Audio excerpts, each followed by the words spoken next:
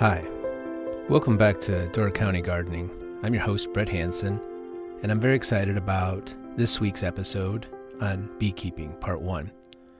But before we get to our discussion with Max Martin, one of the 2 co-presidents of the Door County Beekeepers Club, I wanted to just mention a couple of things. The first is I'm currently working on a variety of content material for the podcast and the blog website.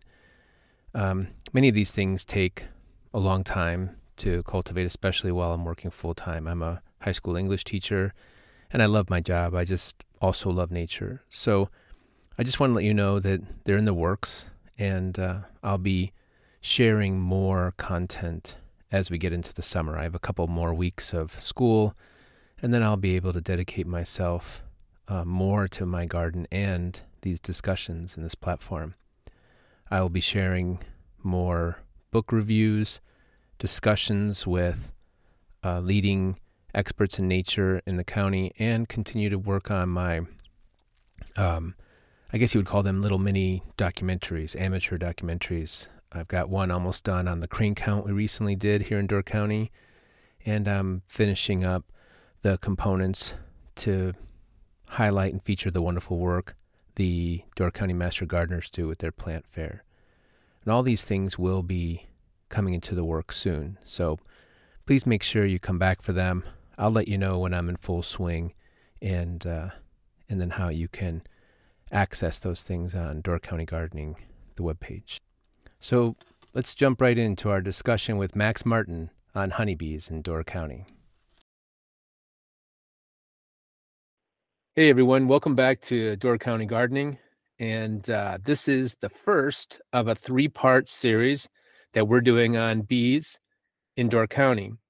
This first one is about beekeeping and honeybees, and we have a great guest, Max Martin, one of the co-presidents of the Door County Beekeeping Club. The second installment will be just me, and I will share what I've researched and learned about native bees in Door County in Northeast Wisconsin. And then part 3 will be with the other co-president of the Door County Beekeepers Club, Mark Lentz, and we'll be talking about the annual honey harvest event that the Door County Beekeepers Club puts on. So you'll get a couple of different experts with me and my limited knowledge sandwiched in the middle.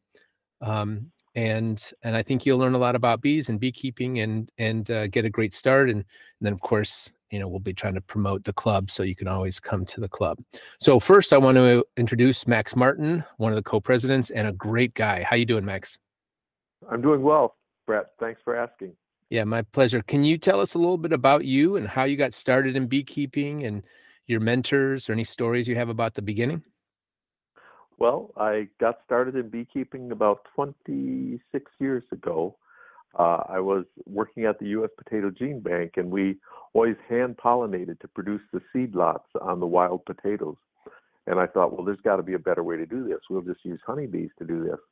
I built a cage for the honeybees to plant the plants in, and then the plants grew up. There are lots of potato flowers on there, and my friend and mentor, Paul Eggert, came over with a colony of bees. We put them inside the tent, and the bees spent their whole day, beautiful sunny day, with probably 10,000 flowers inside the screen tent, and they spent the whole day trying to get out of the tent. They had no interest in potatoes at all.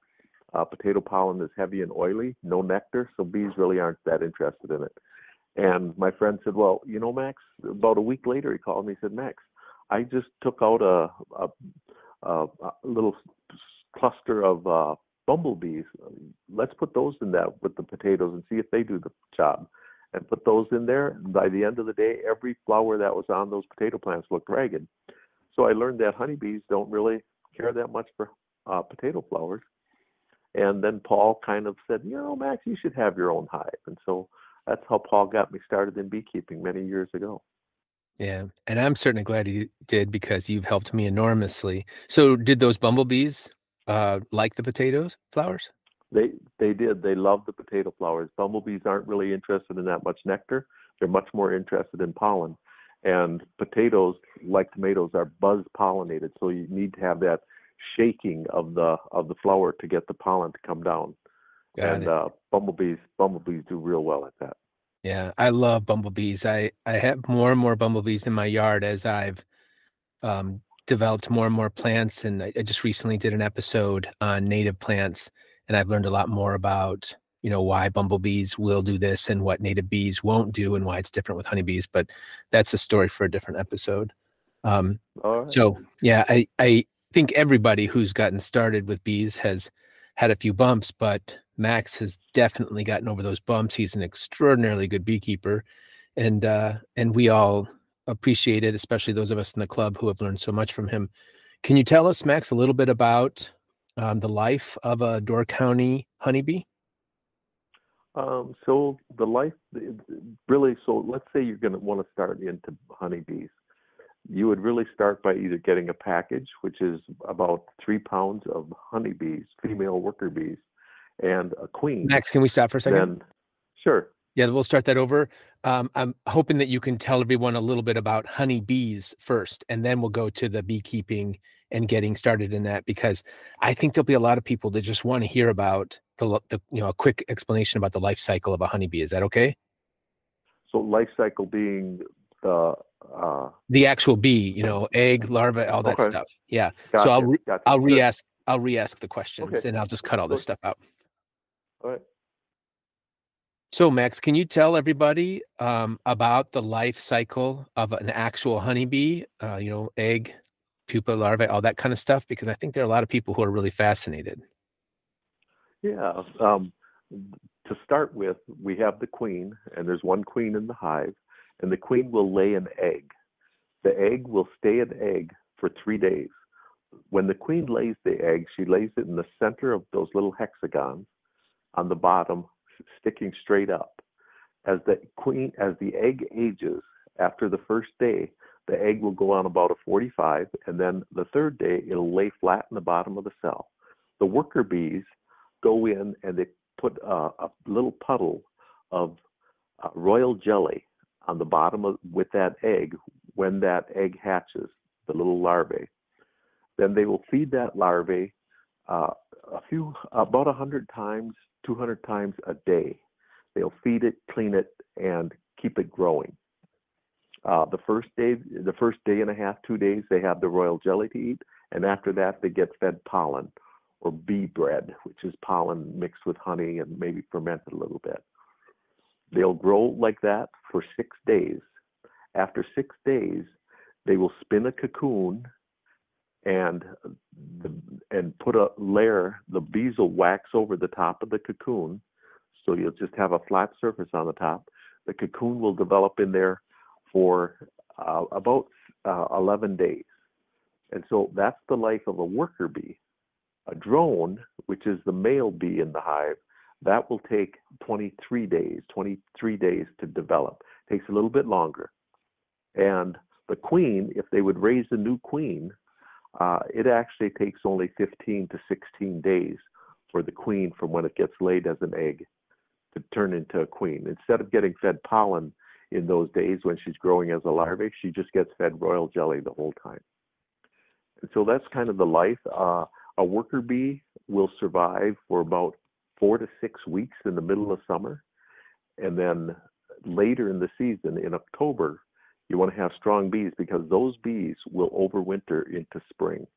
So most of the time, just 3 to 4 weeks, 4 to 5 weeks. And then the drones, they'll survive for a longer period of time. And they also will, their only purpose is to mate with the queen. And once they mate with the queen, they die. So that's kind of the life cycle of the 3 types of bees that are in the hive. Yeah. I've been keeping bees 3.5 years. I'm not exactly sure. I don't remember, maybe 4. And every time I listen to you, I learn new things. I did not know that they feed those larvae 100 times a day. That's amazing. They're just constantly caring for their young. The honeybees just amaze me. They're wonderful. That's a lot. So Yes. yeah, it's amazing.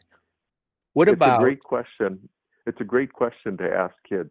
So how often do you think the worker bees take care of the young? And oh, I don't know. Well, some of you have baby children. How often does your mother take care of do something with your baby brother or baby sister that's in diapers? Oh, maybe twice a day. So it's an entertaining question for kids. Yeah, it's amazing.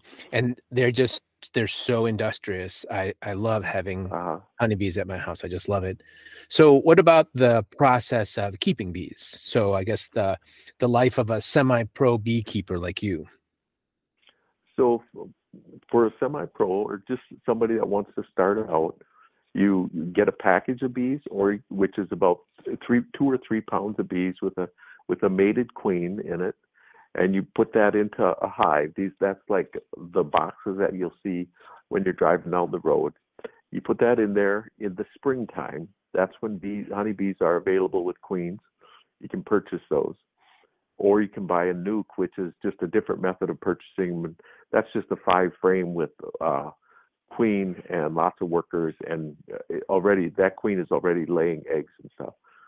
Most people get packages, and So you get these in the spring. for people who don't know, frames are the wooden slots that you slide down into the hive. It's almost like a two-sided bed for the bees, I guess you'd say, until they build up the comb. Yeah, yeah, it's a good description of it. So you'll put those in your hive.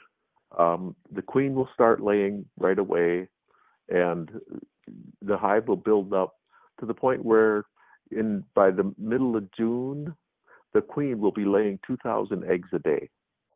And so you can see the population is just going to expand really fast. But you're also losing bees. The bees that are gathering pollen and stuff actually wear their wings out. So you're losing bees, but you're also replenishing to the tune of 2,000 a day. And by mid-July, the hive should be somewhere between 70,000 to 90,000 bees in the hive. Then the queen slows down her laying, and when she starts slowing down her laying, now you still have bees dying by going out and collecting pollen. And so the population goes down. In October, November, your population will be down to about 5,000 to 6,000 bees. And so you'll overwinter them. You also, hopefully, sometime in June, you'll be putting what they call honey supers on, which are just usually medium-sized boxes. And each one of those, if they fill it full, that'll be about 40 pounds of honey. So an average hive in Wisconsin, I think, produces 30, 40 pounds. For the whole year? Yep, for the whole year. Yeah. That's excess of what they need for surviving in winter as a general rule. Right. Yeah, I learned that lesson the hard way. One year I took too much honey. I think it was the first year, and I was so excited to have honey, and I wanted jars of honey, and I wanted them to give as gifts to people, and I took too much honey. And even though I put hard candy and supplemental food in, they did not have enough food to make it through the winter. It was a cold winter, and so they didn't make it because of me. I didn't leave them enough food. So yeah, that even happens to us with lots of experience, Brett. Don't feel bad. Yeah, at first I did feel bad about not doing as well as I would like, but it really is one of those long learning processes, and I'm so glad that I got into it. But I think some people are just sort of more inclined toward that type of activity, and they can get it right away. They're meticulous and they do everything exactly as they should, and then they still run into problems. But most people, quite a few problems in the first couple of years. But if you do decide to do it, just keep going, because it's worth it in the long run, and you'll get there. So it's a great activity. So it is. It's a lot of fun. Yeah. And then I joked about you being a semi-pro beekeeper because you sell your honey at the farmer's market. When will you start selling honey down at the farmer's market here in Sturgeon Bay? I think it's the first weekend in June. So you start right away? I also sell honey up in the Fish Creek settlement farmers market up by Fish Creek. Great. Starts the Memorial Day weekend. So. Yeah. So, and you're somewhat recently retired from your work as a scientist. Is that correct? That's right. That's Yeah, right. and so when are we going to see Max's $1 million honeybee industry providing, 40, 50 jobs in the Door County area with factories in the north and the south? I think never.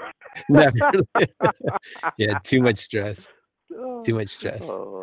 So, Yeah, yeah. for those of you that don't know, I just remembered this because I mentioned the north and the south. Here in Door County, we have a little bit of a north-south rivalry, or not. It doesn't reach the level of feud. I mean, there's no Hatfields and McCoys here, but there's some honest ribbing and some jokes between the southern beekeepers, and I think that group might be led by Mark, and then the northern beekeepers led by Max, and maybe it's just the two of them egging the rest of us on. But what do you have to say about the southern beekeepers, those wonderful beekeepers down in the Brussels area? Well, it's a tough place to raise bees down in Brussels. I don't think they have internet yet, and they're just, they're just a little bit behind. That's okay though. We Yeah. shouldn't make fun of them. I try Yep. not to make fun of them. Yeah, a lot of those bees are just coming north because they want to be able to watch Netflix, and they can watch it at Yeah, Max's yeah, house, yeah. but not at Mark's.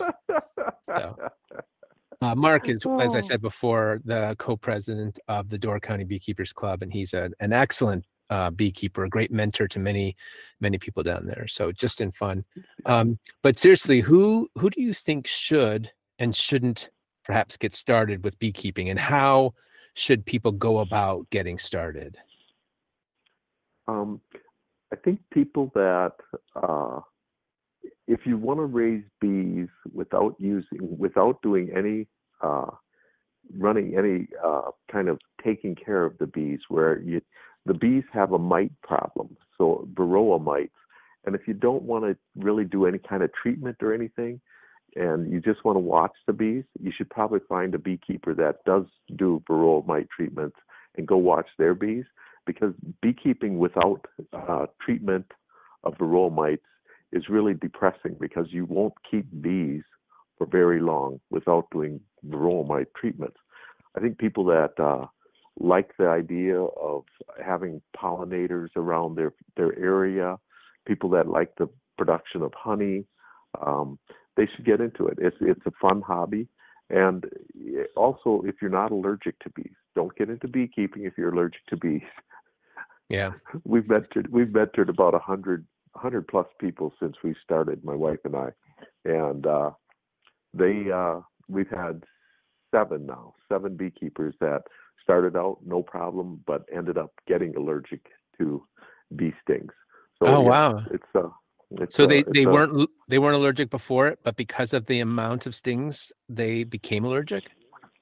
I don't know what would trigger them to go from non-allergic to allergic, but that seems to be the case. They went from, and it's not that they got stung a lot, it's just that they got stung.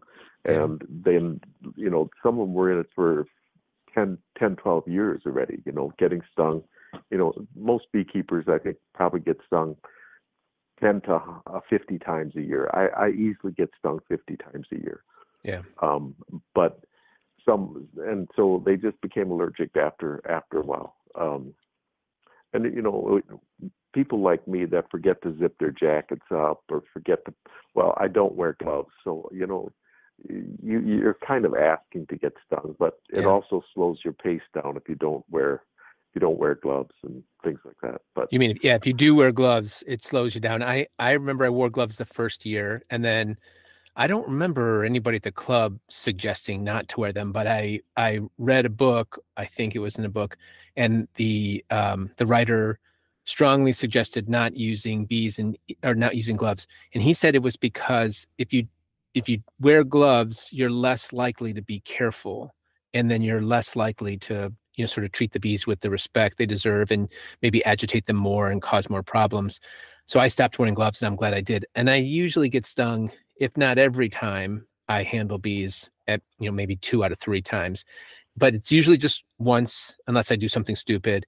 And then right away I feel it, and I don't have the gloves on, so I can just flick out the stinger, and it's not a big deal. The only time I've ever had any kind of unpleasant feeling for more than just a little while was once when I dropped a hive or just a box, one of the brood chambers while I was trying to set it down. I was being reckless, and then they came out and were mad instantly, and then the backs of both my hands got stung, maybe six Right. times or so. Uh-huh. And that was very Uh, itchy and uncomfortable for a couple of days, but no big deal. yeah.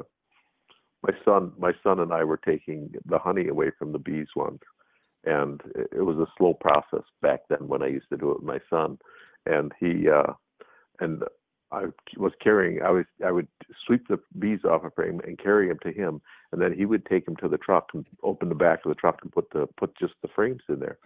And after about the 10th or 12th frame that we did, he looks at me and says, Dad, you got lots of bees inside your helmet. You forgot to zip the bottom. Oh Oh, gosh. okay. Yeah.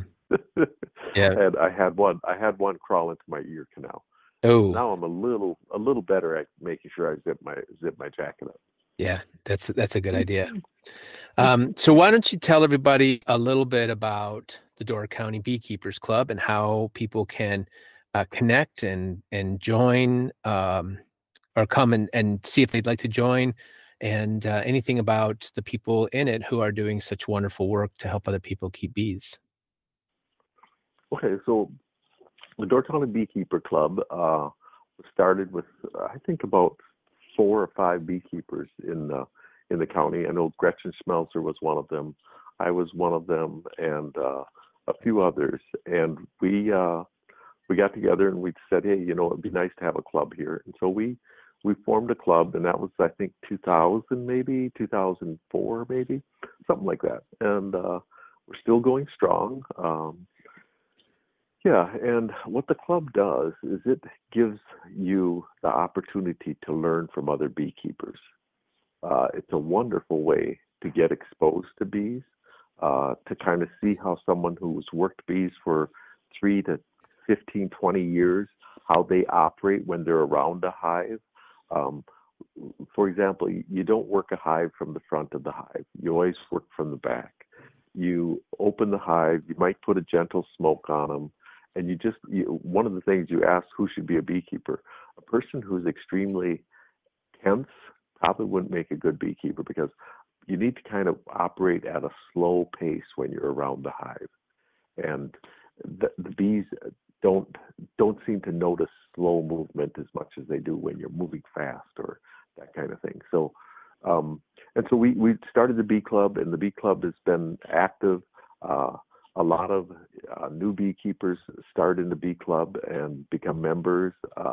It gives you an opportunity to go out to the hive. We do what we call a hive dive before the meetings if the weather is nice, and just shows you how to take a frame out, what to look for when you pull a frame out.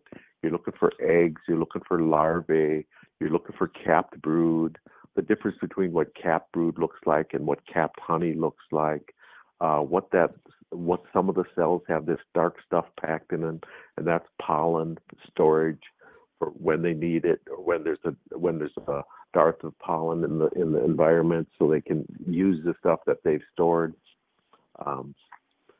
Yeah, it's good to be around other people that do beekeeping.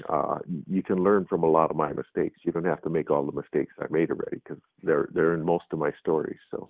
Well, I chose to make all the mistakes multiple times, even after you told us about what to do and not do. So, and I personally, I think for me at least, that's the way I have to learn. I feel each year like I just understand subtle things a lot better. I can remember how excited I was when I could tell the difference, between a 1-day-old egg and a 3-day-old egg, which is not that complicated. But when you're in the hive and there are bees all over the place and you're excited about the bees and you really want things to go well, it's really easy to overlook things. Like, it takes a while to get good at finding the queen in a developed hive and things like that. But the club is really wonderful. A couple of things I'd like to add. One, in the wintertime, it's a great place to go and just be around people who love nature and want to joke around and have a good time, in those cold months.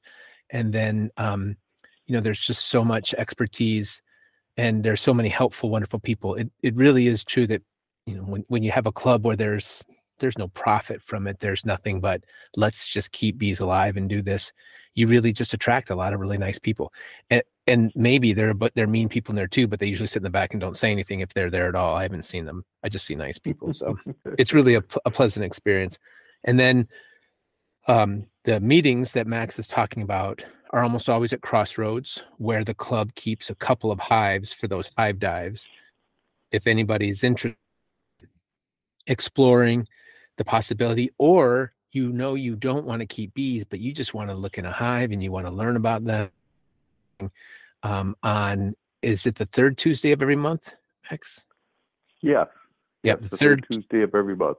Third Tuesday of every month, usually at 6:30 at Crossroads. And you can also get that information from the Facebook page for the club, the Door County Beekeepers Club on Facebook. And you can, search for the webpage and things like that. So there are lots of ways, but it's a great club. And we'll talk more about the club with Mark, and especially about the annual honey harvest in July. So is there anything else, Max, you'd like to share with people about beekeeping or honeybees, especially in Door County? Yeah, I think we've covered a lot of it. I think it is one of those wonderful things. And it makes you aware of what's happening in the weather, because you kind of want to know, what are my bees doing now? You can go out and watch the hive and just observe the bees bringing in pollen. Early spring, when you see the aspen starting to bloom, or the willows, pussy willows, you'll start seeing them come in with like a grayish pollen. Then when you start and get the understory of the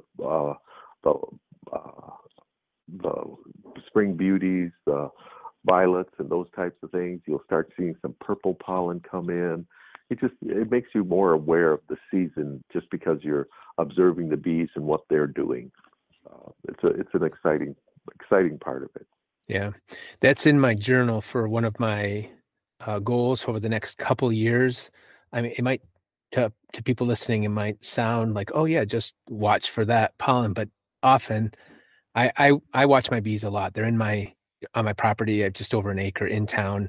I keep between 2 and 4 hives, depending on how successfully I've kept them alive and when to split and things like that. But often I'll just stand out in the yard while I'm gardening. I'll take a break and I just watch these beautiful, these like gestural movements of the bees flying off to get more nectar or pollen or whatever they're getting, and then they come back quickly and just watch them. It's like nature drawing in the sky in my yard, and I just get mesmerized, and then I forget to look at the pollen color or things like that. But it's good to have these goals. I think for me personally, it'll be 10 years before I feel, not more, but 10 total, before I feel that kind of competence and on a regular basis when I'm not, doing it intentionally.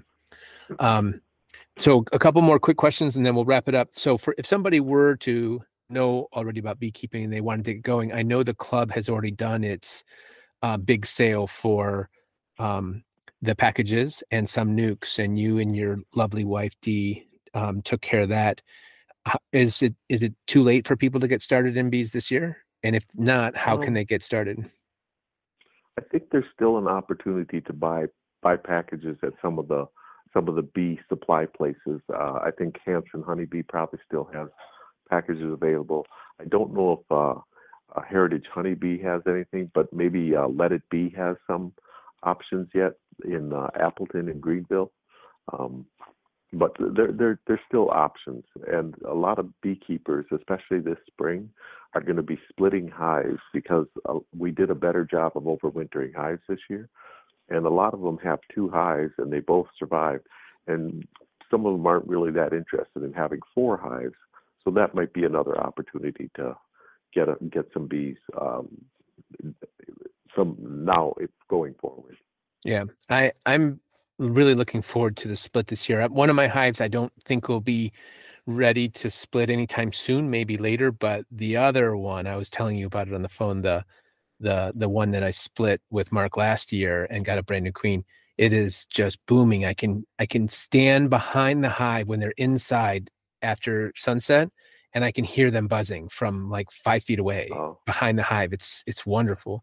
sweet, So I'm sweet. really looking forward to that. And just for those of you that are listening, it is a wonderful hobby. It is a wonderful experience. I live in town and do it in town.